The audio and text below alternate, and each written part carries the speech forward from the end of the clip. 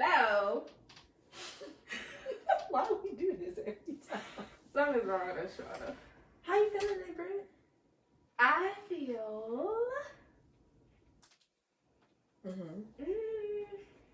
I don't know. I feel a lot of things. How do you feel? I feel up today. Okay, good. I feel good energy. Okay. I feel not heavy. What's the word I'm looking for? Okay, I feel kind of emotional. Okay. Just slight. Not overbearing. Is it like a potent energy or something? Whoa. See.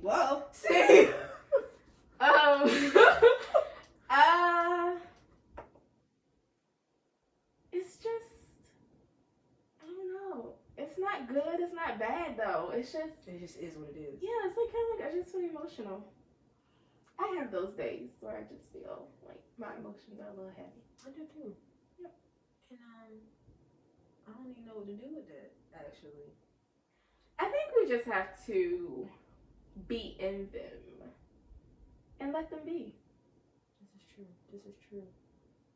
So, with that being said, I know my energy prior to today was also kind of like emotional, like up and down. Mm-hmm. And I feel like it is because I'm in this place where my perception about relationships and connections and love is shifting. So it's causing like an emotional shift because my emotions are attached to those things. So it's causing me, one thing I'm reading, I just read the 4 Agreements, and in the 4 Agreements, it just talks about how love is a being, like it's part of you. Okay. And I think I'm learning to detach my brain's vision of like love is something that you create with somebody, and love is just something you are. So I feel like now I'm in this place of knowing which connections I can like really walk away from, and not have like no guilty feeling about it, not feel like I'm losing something, not feeling like I'm being deprived of something, and the ones that maybe I can reconcile and maybe they can be fixed, or in my relationship with myself as well. Like what that looks like, forgiving myself for things that I feel like I messed up on. Come on, somebody. Okay. So I feel like a lot of that was heavy on me these past couple of days. And so I feel like now I feel like I'm more analyzing it versus feeling it. I can agree that I have been in a similar space. My lovely therapist presented some things to me. Of course, as she always does, from a point of view of, I wonder if A caused B, which led to C. And of course, I didn't think about any of those letters. I was on J.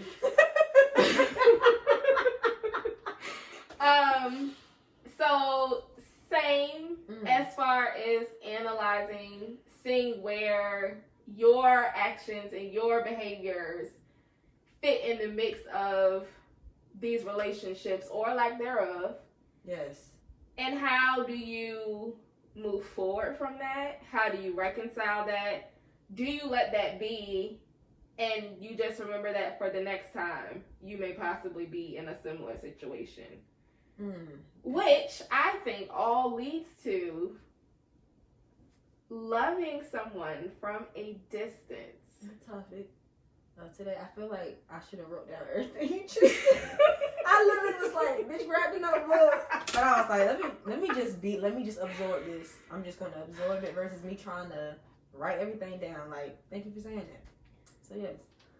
So like Brittany said, today we are gonna talk about loving from a distance. To get into it, God, I feel like let the spirit lead you. Just let it lead you. So whoever is listening to this podcast right now, somebody is really struggling with letting go of a relationship, or letting go of a connection, And I just really feel like, God wants this person to know that your ability to allow yourself to make the decision to walk away from this, or whatever that strong feeling is it's like the key to your transformation. Yes. Things are trying to shift in your life right now, and you're resisting the shift because it's extremely uncomfortable, and you feel extremely misunderstood, isolated, and alone. But you aren't. You are supported, and it literally is your free will to do what's going to make you happy. I feel like you're afraid that if you make this decision, it's going to bring you more sadness than anything, but it's going to bring you joy. And it's also going to put you in a place to where the things that you've been yearning for, the ideas that you've been having, those deep desires that you've had for a while that you probably feel like you've been sitting on and being doormat about, they will be able to actually, you're going to breathe life into those again. And I just see you really stepping outside of the self that you think that you are and stepping into your true power. So stand firm, and you can bet on yourself. Ooh. And it's okay to let go. So yes, I could not even read what the hell was on the paper because that was very heavy. So yes, whoever needed to hear it, that's for you. That's for somebody. And the only message I have is it's your decision. Come on. And if anybody's wondering why we're having this moment, me and Shawana had a very interesting conversation. Mm-hmm. Not that I don't feel like all of our conversations are interesting, but we had a very interesting conversation. And these are the messages we got while we were discussing how we were even going to present this topic. So if we seem all over the place, or if it seems like we got like 20 different points and segments, that may be true. Just kind of, flow with us. Mm-hmm. This may be an episode you may need to pause and come back to. And that's okay. Okay, that's okay. That's all right. That's all right. That's all right. That's all right. But we're yielding. Yes. We're yielding to what God is doing. Yes. So we just yield with us, y'all. Just yield with us. But with that being said, though, of course, when me and Britt, these topics come up and we get deep into these things, it's normally because we are experiencing them ourselves. Or have experienced them. Okay. Or have experienced. And I, for one, can definitely attest to how loving from a distance really does bring you clarity for a lot of things. And mm-hmm. I think some people get it misconstrued that because you're distancing yourself from somebody, it's because somebody, like, necessarily because that person is wrong for you. That's not always the case. There's a learning experience. There's something to be learned, and it's within yourself. Like on our last episode, we talked about how relationships are mirrors. With distance comes understanding. Mm-hmm. And somebody needed to hear that too. Yeah. So, kind of change the way that you look at loving from a distance. Like, it's not a bad thing. No. And that's getting into, I think, our first bullet. Why? It's because it's healthy. I think this is coming from a control freak. Mm-hmm.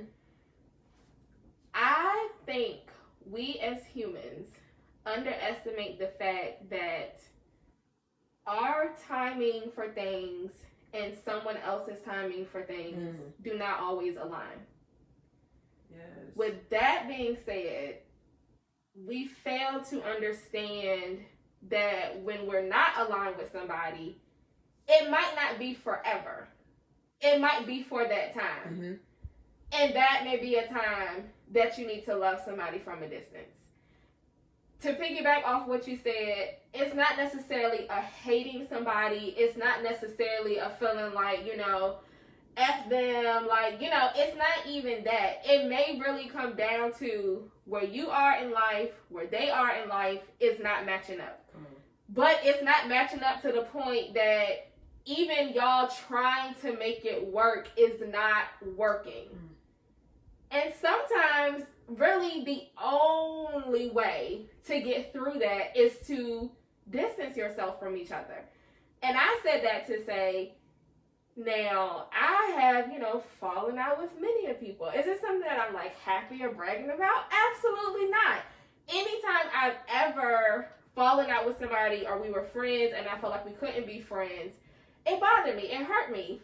And I'm an only child. So, you know, I feel like my friends are my siblings almost. But there are when I say few people, probably like two come to mind. There are very few people that I've fallen out with that I have like not reconciled with. And I always feel like I stand 10 toes on this. Every time we reconcile, it was because I was ready. And I don't mean that to say I reached out because I was ready. We had the conversation when I was ready to have the conversation, like internally ready. Like my maturity was better. My rationale was better. The way I perceived the situation was not the way I perceived the situation X amount of years ago. So when we had the conversation to either clear the air, to say, hey, we can be cool, you know, it's no beef. For some reason, God is always like, Brittany, you weren't ready then, or whoever wasn't ready then.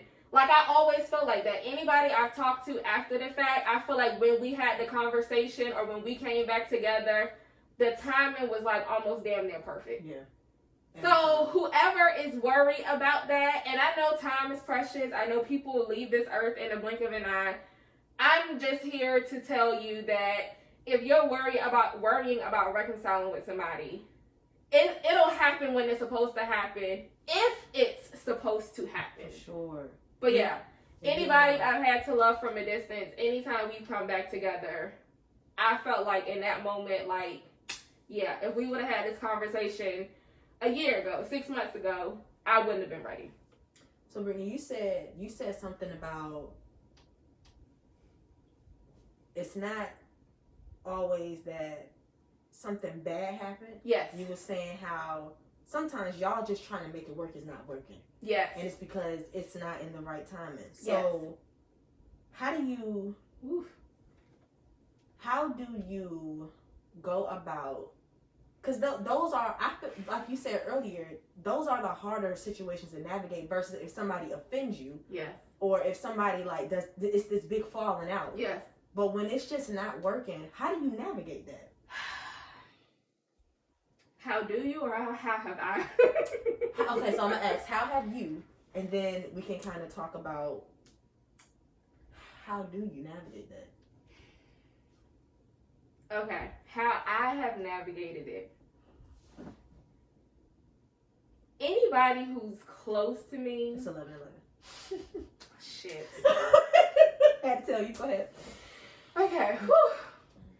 Anybody that knows me, anybody that's close to me, anybody who's ever been close to me, I don't do chaos. I don't do chaos for a long period of time. So for me, when I get to a point that I feel like something is turning into a cycle, something is, we're having the same conversations. This is a repeat of last time. Now we have to sit down and talk about this. I can get very, let me cut my ass. Okay. Let me just bow out gracefully. People may call it passive aggressive, which that is like Shawana's favorite word. It is her top 2 things she hates, and it ain't number 2. It is not number 2. And I can get passive aggressive only because at that point I feel like I have to tap out. Only because usually I have said something. Whether you're receiving the message or not, I can't do nothing about that. But I usually let you know in multiple ways, multiple times, this not working for me. What can I do? What can we do? Because this here ain't it. Okay. So usually I just feel like the best way for me to just deal with it is to remove myself from the situation. Now, with that being said, people who have been on the receiving end have probably felt like I was a bitch, I was being cold, I overreacted, I could have just had a conversation. And usually, when I get to that point where I feel like I need to back out, I am past conversation. I'm past I'm past the let's work this out point. So my way may not be the best way, but usually that is usually my process. I'll say something, I'll try to have a conversation, and then when I feel like it's not working, I will bow out gracefully, however I choose to. And I will continue to love you. I will continue to pray for you. I will continue to, hope that whoever is doing well, I just know for my peace of mind, for me moving forward, at this point in time, whatever me and this person got going on, that ain't it. Okay. What do you do? So in my past experience, I feel like I'm kind of similar. Okay. I'm kind of similar in a way. I feel like, because I was going to ask you this. Is there a way to do that without the whole illusion that you ghosting somebody? I don't know. Because it's like, on one hand, because this was my struggle. On one hand, you feel like, well, I've been telling you. Right. Like, I've already said. Right. So it's like, at this point, is it wrong to assume that they just know why you're removing yourself? This is like the conflicts I have with myself, because current day, I still feel like now it's more of a discussion, or not even a discussion. I think I more so just bluntly be like, I can't, because I can't connect with you because of this, and then that's just it after that. Right. However you take it, like, it is what it is. But in the past, literally same thing. Like, if I feel like I done told you over and over, and we done sat down and had this conversation, once I'm ghosted, my assumption was, well, you should know, because we had 4 or 5 conversations, and so now I'm just gonna omit myself from the situation. But I feel current day, I kind of feel like maybe that wasn't my best way of handling it for myself. Speaking for myself. I mean, I feel like I have the same struggle because I can reflect and be accountable. Right. There are definitely situations that, had I had like a clear mind, or if I wasn't stressed or going through something, there are like multiple situations that I sit and think, and I'll be like, Brittany, you didn't have to cuss them out. Or like, Brittany, you didn't have to do X, Y, Z. But at that time, to me, that was the best way to do that. Okay. So I think at some point, it's kind of like, I feel like the difficulty with this topic is you never really know how to get to that point. It's like, once you get there, I'm not gonna say it get easier, because the shit, that's when guilt start kicking in. That's when you start feeling like, damn, maybe I shouldn't have said nothing. So it's not that it necessarily gets easier, but I think that's always the hard part. There's no way to really do it. And then it also depends on who are you dealing with. Come on. Is this somebody that you can have a conversation with? They're gonna say, okay, I was wrong, this is how I felt, this is why I did X, Y, Z. You have the same conversation, and then it's like both of y'all are accountable, and then you say, okay, but what do we do? Okay. That is in a perfect world. Most of us don't have those experiences. Most of us have experiences with people who are narcissistic, people who are going to turn the blame on you, people who are going to cuss you out, get loud, be pissed because you implemented a boundary, people who are going to call you out your name. These are usually the people we're dealing with. We're not dealing with people who are going to be able to sit down, have a rational conversation, take accountability for their part, and move on. Because if they were, you would never be in a situation. Right. We wouldn't even have this conversation. Exactly. So I think the hardest part about this is nobody really knows how to do it, because it's usually it's so many pieces to it. Usually it's just like, but how do I get to the point where, like, do you call it a cutoff? Do you call it a distance? Do you call it the way our friendship or relationship or a marriage, whatever, do you say maybe we need to take a step back and communicate less to give each other space? There's no handbook to it. So I think that's where all the confusion and the heighten of the emotions comes from, because how do you get to the point where the distance is implemented? There you go. And I feel like that is a perfect segue. I almost wish this was a live discussion. Like, I almost wish we could have our listeners chime in as we speak, because I feel like we all, like Brittany said, there really is no rule. There's no, this is what you do.